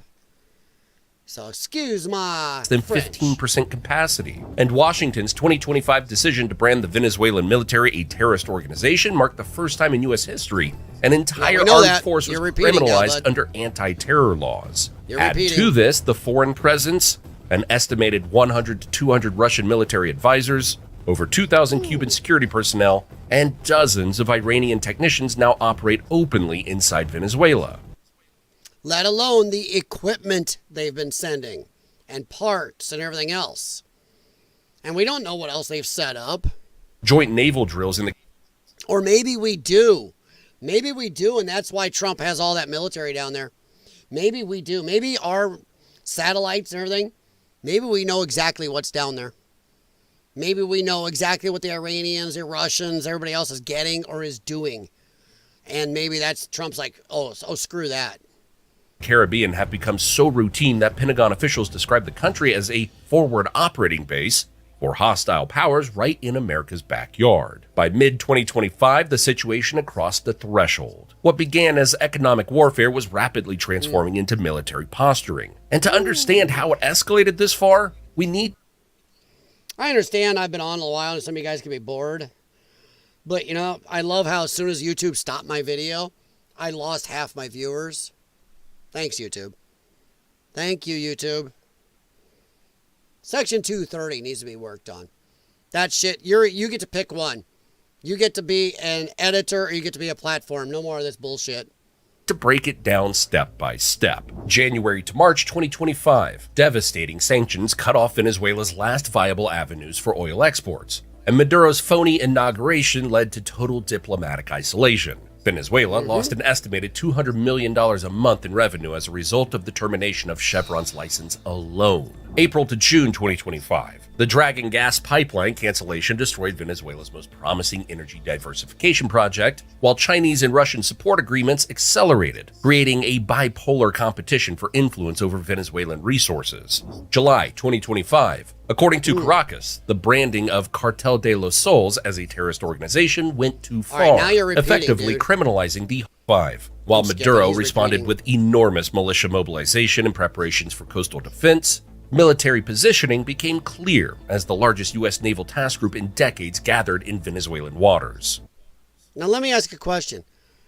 Their economy is so bad, what are they going to support their fight with? What do they have to feed their troops with? What do they have for, weaponry? Is it going to be Russia, China, and Iranian weaponry we're going to be up against? What do they have? Would we blockade, not let them send weapons in? Just asking. What would they be? They sound like a paper tiger almost. Like they don't even have the fuel, the oil to sustain a battle with all their equipment, let alone the technicians to repair all these things. So, what are they going to fight with? Sounds like stone knives and bear skins. Jimmy, sounds like California with the loss of oil. Yeah, it does. It does. September 2025, with both sides now publicly prepared for a possible armed conflict while international mediation attempts remain deadlocked. We're now in December, guys. Nothing's happened yet. Maduro's Republican arms declaration marked a clear escalation to war posture. What makes this standoff even more dangerous isn't just the weapons or the sanctions. It's the tempo. Each round of escalation now triggers a faster and sharper response, shrinking the window for diplomacy and magnifying the risk of miscalculation. I'm going to disagree. I disagree. As he said, this ships and all this stuff was in place in September. We're in mid-December. October, November, December. 3 months now, almost. That's been there. You would think you don't want to just go over and keep just sitting there. That's wasting our time and money. Wouldn't you just go over and do it if you're going to do it? What are we waiting for? What are we waiting for? If we're going to do it, let's do it. If we're not, get the hell out of there and get back home. This dicking around and just hanging out for months and months and months there, that makes no sense to me. unless we're keeping those ships there just to stop any more Russian, Iranian, and Chinese influence. But wouldn't you have to cover more area than what we're covering right now? I don't know. I just think, it's the shit or get off the pot thing. It's a dynamic that feels ripped straight out of the Cold War. Economic strangulation, proxy maneuvers, and military posturing stacked layer by layer until both sides stand on the edge of a direct clash. For 3 months. One wrong move, a misread radar ping, a skirmish at sea, a single misfire could be enough to tip this from brinkmanship into open conflict. But I'm going to say on accident it wouldn't be on our side. What do you think our satellites are showing? Our satellites, does Maduro even have access to satellites? There are a lot of countries in the world, their military has no access to satellites. We have access to probably the best satellite system on Earth. We can read a dime in a parking lot. We can track ships by their nuclear plume out of their reactors. We've been able to do that since the 80s. So, holy crap.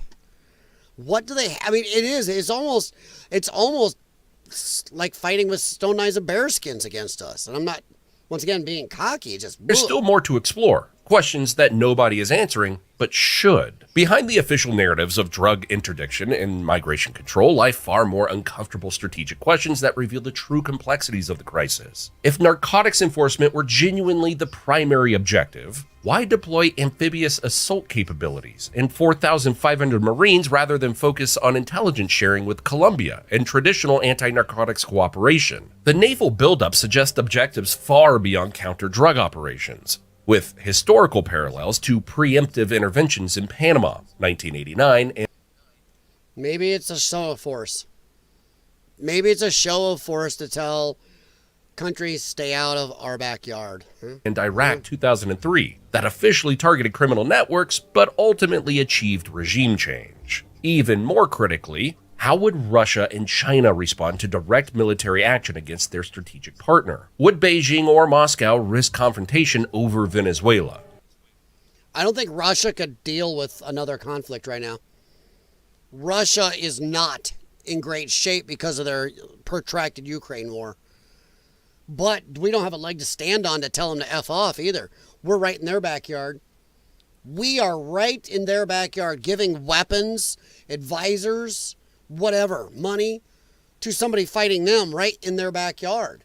So do we even have the right to tell them anything? I mean, it doesn't matter. We'll do it anyway. But we're in their backyard.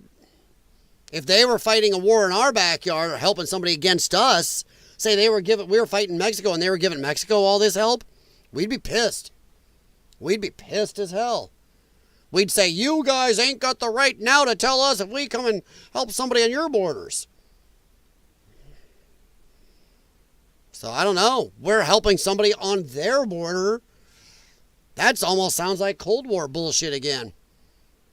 It sounds like Reagan era. Or limit crap. themselves to arms supplies for any resistance movement. Without UN Security Council authorization, unilateral U.S. action would face condemnation as illegal aggression, forcing Washington to construct some NATO-style collective defense argument based on terrorism threats. Elsewhere, Brazil has openly opposed any intervention, and Mexico has explicitly rejected U.S. military transit rights. Good. Fine. Mexico, guess what? No remittances, no aid. We also send aid to Mexico. I can't remember how much money per year, but our United States government sends them, aid. But it's so much money a year and all this other shit. No, I'm done. Fine. You've dumped half your illegals on us, your lowest common denominator. That's it. We're done. I'm just saying, if you really wanted to go raising that way. Questions about whether regional diplomatic efforts can effectively prevent escalation. At the same time, some Caribbean nations might actually support limited actions, potentially to help stem the massive refugee flows. That could influence the broader regional dynamics surrounding the situation. Likely the most puzzling is whether Washington expects economic pressure to trigger internal revolt, making invasion unnecessary through I don't know. Don't you think of maybe, actually, can it? They've lost a third of their population. How much of their population that's left is part of the cartels? Between the cartel military and the military that is dirty as heck there. I mean, can you?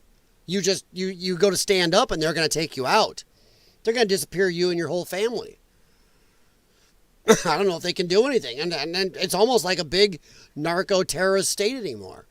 It's probably run by the cartels more than even Mexico is. So, yeah, I mean, pull a bush and declare WMDs. Ooh, Jimmy. Yeah. Now, we could do that if Russia and China had had more of a time in there, maybe even Iran. Maybe that's the play. Maybe you're right. Maybe say, I don't know. I don't think American public would go for it. We were lied to about that. And I don't think you say, hey, they have WMDs. We're going to go, that stinks. I don't think that would fly. I really don't. color revolution scenario, or if the Pentagon has realistic occupation plans for governing a hostile population of 26 million across mountainous terrain that extends far beyond easily secured oil facilities and urban centers.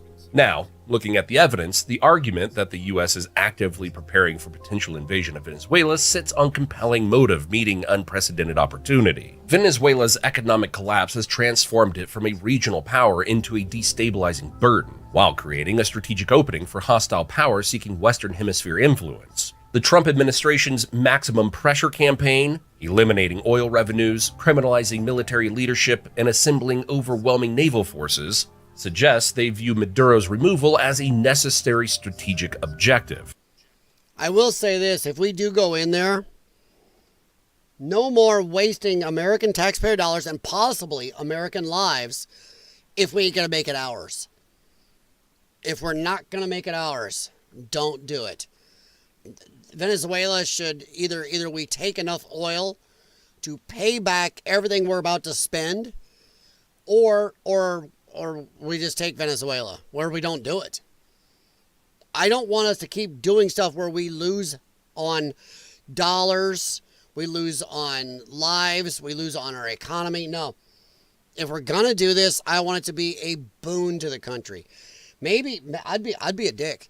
I'd say if we're going to do that, let's say I know everything Trump knows and I can see that we really do need to do this. I would say if we take it, it's ours. No more of this modern day bullshit that ever since World War II, we take something, we help somebody or do something, waste our treasure, our lives, and then we just go, okay, here, and we'll rebuild you, and here, it's all yours again. No. I'm done with that. Done with this. I'll be on the hook for stuff. Either, if we're going to be on the hook, we take it. It's ours. Venezuela will be split up into the next couple states, or not even a state for a while. You got to be a state for at least 75 years. We're going to roll over the population before you become a state. You'll be a territory of the United States for 75 to 90 years, maybe 100. And we'll bring you up to our level. You'll be on the dollar. We'll bring your living standards, everything else up to our level. And then maybe you can vote, or we'll split you into states. That's me. I'm done giving stuff away. I'm done with, we're going to waste time, people, and not get anything. If we're going to do this, let's say Trump has real reasons to do this. I mean, rock solid reasons, not we think there's WMDs. Then fine, it's ours. I'm done. With drug interdiction narratives providing political cover for contingency planning far beyond conventional law enforcement. So, yes, because Venezuela has the greatest oil reserves in the world. And once again, to YouTube overlords, I am talking much more than I'm playing. I am an hour and a half in. This video is 20-something minutes. Like 24 minutes. And I'm well over an hour and a half in. That means I am following fair use by far. I am reacting and talking more than the video. So stop screwing around. And yeah, I say that because there are people watching and that's how they take you down live. It's not just an algorithm. There are people. Severe refugee crisis and fierce great power competition. The United States has a strong incentive to destabilize the country while also gathering the resources to do it. The United States is systematically prepared to put pressure on the regime to fall through the use of naval task groups, terrorist designations, and comprehensive sanctions. This strategy is an example of a well-known pattern, using military positioning and economic strangulation to overthrow an adversarial government without resorting to open invasion or admitting its consequences. Well, honestly, do we want pretty much a military dictatorship that's hostile to us within hours of us? And who is bringing in even bigger enemies of ours? I don't think so. To me, they're a much bigger issue than Ukraine, than Israel, and anything else in the world to us. This is close. The rest of them aren't. However, the risks remain enormous. Potential casualties, international condemnation, guerrilla warfare, and possible great power confrontation, while benefits remain uncertain given Venezuela's devastation. But why now specifically? Because the perceived costs of inaction, ongoing mass migration, accelerating Chinese and Russian penetration, unchecked narcotics trafficking, and potential state collapse have reached a threshold where Washington apparently considers confrontation preferable to the status quo. Yeah. And I agree. Those things stacked together, if they are at that level, those things stacked together make it almost a must. Which once again makes me ask, why have we been sitting there for 3 months? Whether or not the U.S. ultimately acts, the trajectory is unmistakable. Invasion has evolved from speculation to realistic contingency planning. If we don't act, it's a waste of time and money now. If we take into account, if we really are at that point with all this, then and we don't do it, it looks bad. And I think it's a waste of time if we don't know at this point. Right now, the standoff is expected to continue as U.S. forces maintain their Caribbean presence, while Maduro strengthens Venezuela's coastal defenses and militia networks. Diplomatic engagement through the UN in coordination with regional allies, particularly Colombia, may influence whether this crisis escalates toward direct military confrontation or finds some negotiated resolution. Simply put, with both sides now positioned for potential conflict, the haunting question of why America might invade Venezuela next no longer sounds like conspiracy theorizing, but rather a sobering assessment of how quickly geopolitical competition spirals toward military confrontation when economic warfare fails to achieve desired objectives. What about why our... I don't know. I'm not sure how fast this has gone, personally. But yeah, check this out across the globe without my talking. It's a lot shorter. But I like to talk about stuff. But no, I think that if we don't do anything now, it's almost worse. That's just me. I think it's much worse. And for those of you who did hang around, thank you very much. I do appreciate it. And to YouTube, kiss my ass, because when you did that, my viewership dropped by half. I mean, maybe they're looking for a reason to get out. I don't know. But that was provable that YouTube did it, and then, yeah, cost me. Okay. But no, I don't know. What do you guys think? I think that either we should or get off the pot now. I think it's a waste of time, a waste of resources and money and everything to just be sitting there with our thumbs in our butt. I think at this point, if we don't do something, it makes Trump look like kind of an idiot. I think it looks like a waste of time. I think it's just a bad idea to sit there. Either we do it or we don't. Pull our stuff back and shut the fuck up and let it go, or get in there and do something. That's all. That's where I'm at. I don't like just screwing around, just sitting and messing around with something. Hey, no problem, Rad. I appreciate it. But there were some lurkers, not, in the back, that I had double the viewership till YouTube pulled that down, and it just poof. Okay. Riker's sick ankles. Riker was trying to polish his head across here. He's knocked a lot of stuff out of me for that big old skull. I think he went upstairs. I think he got annoyed at me. Nope, he's over there. Okay. He's back on the other couch, back under almost back by the posters you see in the background. I think there's stuff happening on a clandestine level. Oh, I'm 100% sure. There is no military action in the world that's taken place in the last, come on, ever. There hasn't been something clandestine going on. Back to the Roman era, back to the, even before that. Thousands of years before that. There's always something clandestine. Some scout, somebody on the ground. They already say they have informants on the ground in Venezuela that are telling us, hey, here goes some narco boats are leaving from here. They're telling us a lot of stuff. We have informants. And between that and our satellite imagery, oh yeah. It's almost like it's almost like stone knives and bear skins. It's not coming from an equal footing. Riker's chewing on your his tank. Hey, that's not funny. Now the his tank's over here. The Cobra his tank is up here. Welcome to American politics. We're sitting with their thumbs up their ass as a pastime. Yes. Agreed, yeah. Because a lot of people don't want to take a stand. They just want to be reelected and act like they did something. So yeah, I agree. I agree, clandestine, and yeah, 100%.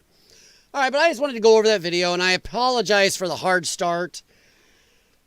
Part of me almost wants to go back and edit and just pull that front part out, but I don't know. I'm more of until I find out, until I get better communications from YouTube or they stop doing the crap like this.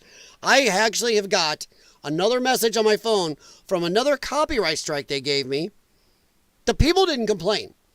YouTube did it. And now I got another message saying, well, that was resolved, and yeah, you were right. I have won every single copyright strike that YouTube's given me, and or outward people like HBO and everything has given me. I've won every one of them. So that kind of starts to say that maybe back the fuck off, guys. You're doing illegal shit. Shit doesn't happen on Rumble. Of course, Rumble doesn't go all the time unless you verify you're a human. I got to remember to do it twice. People can always fast forward. Yes, I agree, Jay Watterson. Appreciate it. But yeah, I sounds like a jackass thing to say. I'm not going to put much more effort into this channel until I can get YouTube to stop screwing with it. So my communications with them have been very bad, let's say. All right, and once again, if other channels can do stuff, bigger channels, but if I try to do the same thing, pull me down for a while till I stop, blow me. All right, well, guys, thank you very much. I'm done whinging about stuff. I appreciate your time. I'm trying to do more shorts like some of you guys suggested. Pull out the phone, do a short. I am trying to do more stuff like this. And I will try to keep them a little shorter from now on. Hey, we're out of here probably in under 2 hours, right? Maybe. No, damn it. Almost. All right, thanks, Jay Watterson. Thank you very much, Rad, for hanging out. I appreciate it. Jimmy. And to the lurkers that were there. Joel, I know you were on here for a while. But thank you very much, guys. I appreciate it. And I will hopefully either do a short or a video yet today. I think I actually have a little more time today. I took care of helping my dad and a lot of other stuff yesterday now. All right, for Jax, me, and, well, Riker back on the couch behind me here. Thank you very much. Have a good one. Jay Watterson, I got your link open up here. Laura Loomer. So I appreciate it, and I will look at it later. Other than that, I'm off. Have a good afternoon, good morning, good evening, and stay safe. And let's see. Let's see what happens with Venezuela. But either way, we need to figure it out. Which way? Just do it or get out. That's all there is to it. Oop, wow, I don't know what happened there. All right. That's crazy. It's way behind. Huh. Okay, whatever. All right. Have a good one, guys.